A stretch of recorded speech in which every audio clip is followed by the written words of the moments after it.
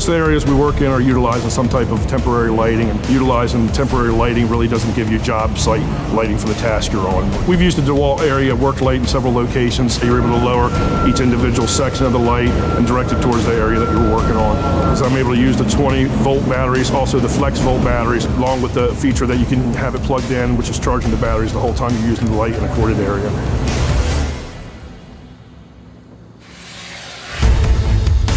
Use the tool connect feature for various items on the job. One of them being light control. Say you're up in the lift and you need to adjust the intensity, be able to use your phone instead of having to come all the way down. Another great feature is the timing feature. You can set it on and off time.